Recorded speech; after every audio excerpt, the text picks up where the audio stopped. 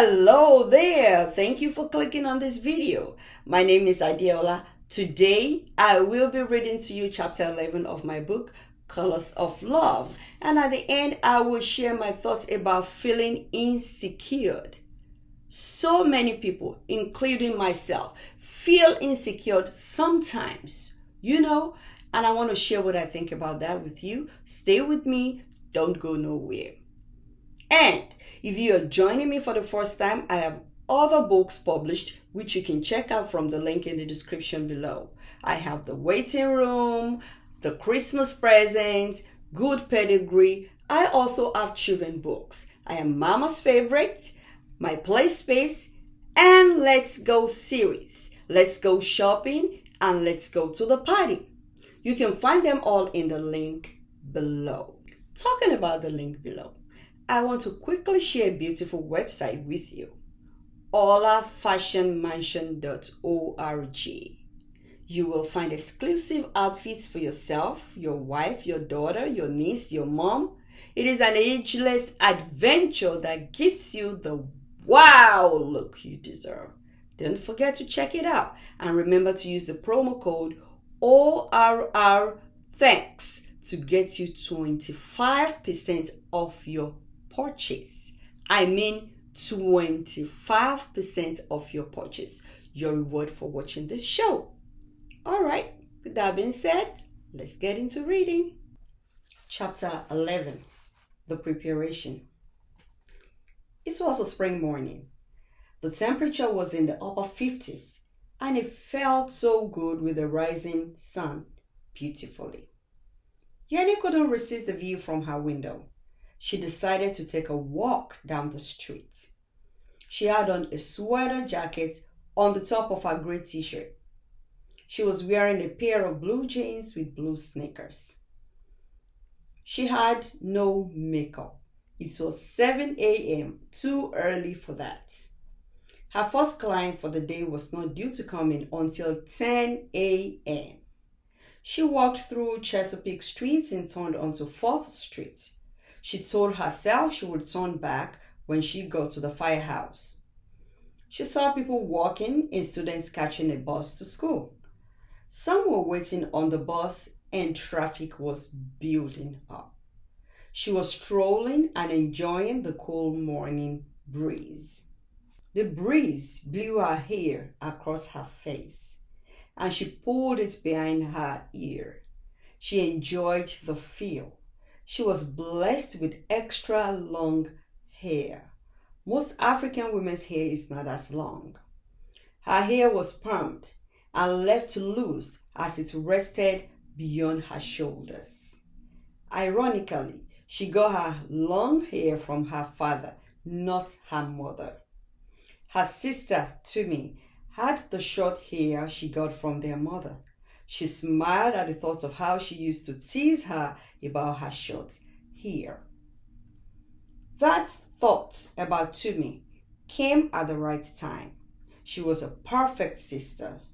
She owed a lot to her. She was responsible for getting her a hair salon place that made her an entrepreneur.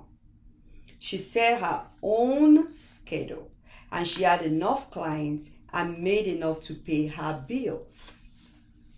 The room was big enough to have 2 or more people braiding hair at the same time, but she only had one booth set up. She was expecting the young girl to come for an interview in a couple of days. She had to be ready. The room was big enough to have 2 or more people braiding hair at the same time, but she only had one booth set up.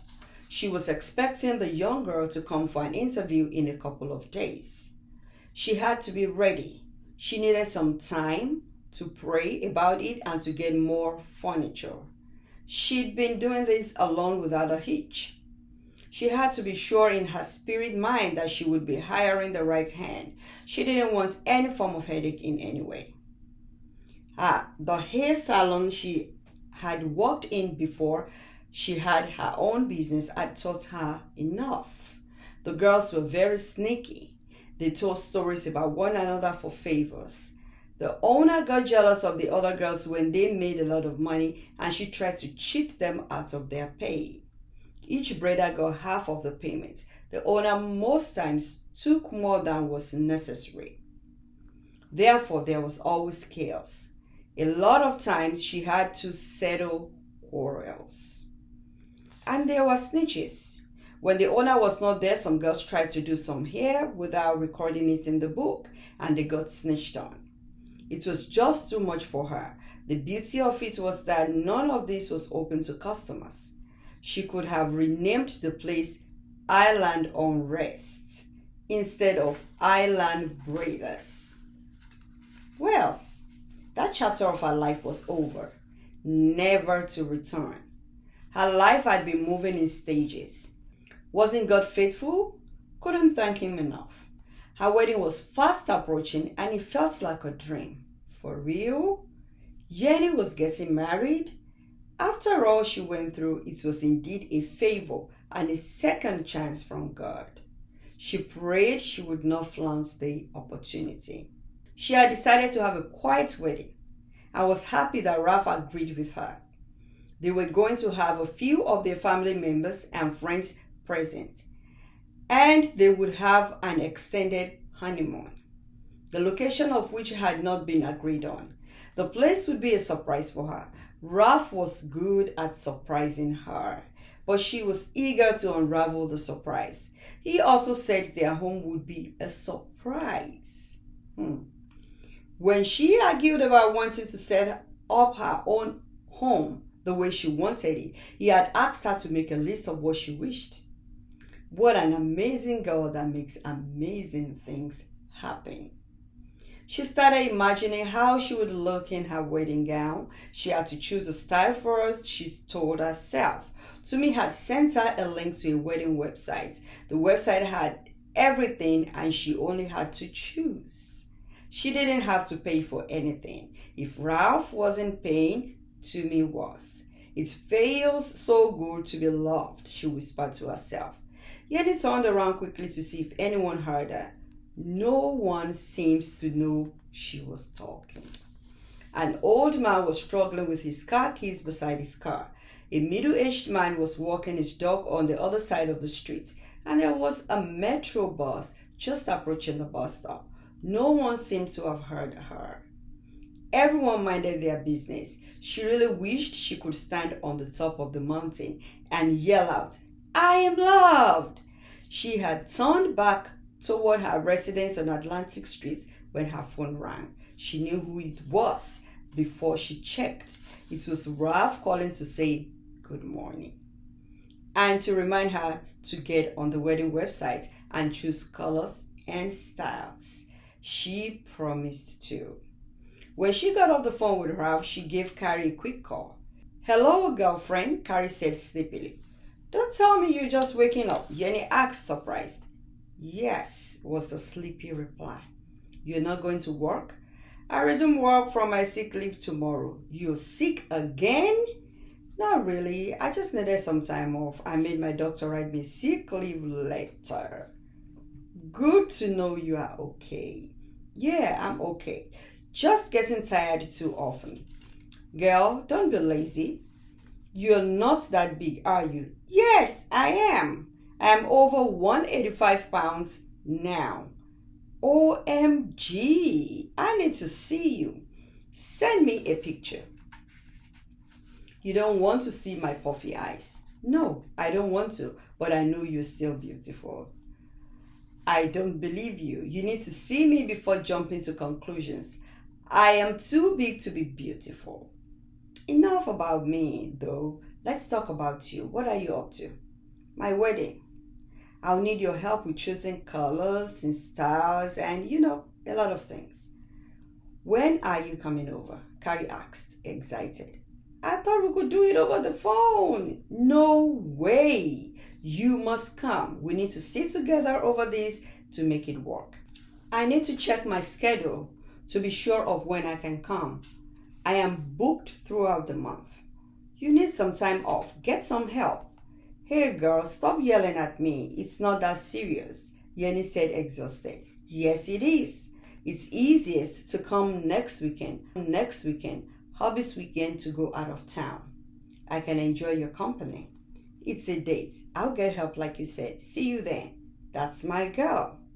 It was easy for her to go. All she had to do was allow the new apprentice to start earlier than she scheduled her to. She was good too.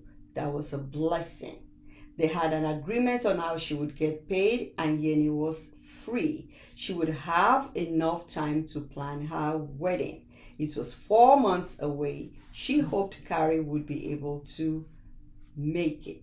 So I'm going to stop right here where she hoped Carrie would be able to make it, and I will continue reading from there next week. So quickly, I want to talk about the part where Yeni was walking on the street, was taking a stroll early in the morning, and she was engulfed in her thoughts, and she had to speak out of her thoughts, and she quickly looked around to see if anybody heard what she said. And she found that everybody was busy doing their own thing. The metro bus was there doing its thing, people walking their dogs and things like that. So many times we think people are looking at us. We think people are criticizing us. We think, oh, I didn't say it right. I didn't do it right. I didn't, we do all of that.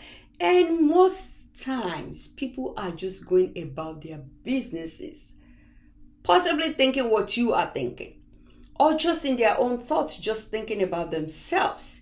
And this feeling of insecurity we take around with us will not take us too far. Actually, it's not going to take us anywhere. We need to feel secured in who we are, in whatever stage we are in our lives. If it is not a good stage we are in, trust me, keep confessing to yourself that things will get better, and before you know it, things will get better. Whatever is going on that is making you insecure, you need to deal with it. You need to actually put it to the side and tell yourself that everything is fine with me. Nobody's looking at you. Nobody's checking you out. Nobody's saying anything negative about you. If they are, let them keep saying it. You keep living your life. You keep doing the things are right for you to do. Be confident in yourself and stop thinking about what people are thinking about you. I hope I have been able to keep you stay tuned till this time. If I have, thank you so much. If you have watched the video up till this moment and you are yet to subscribe, please hit the subscribe button.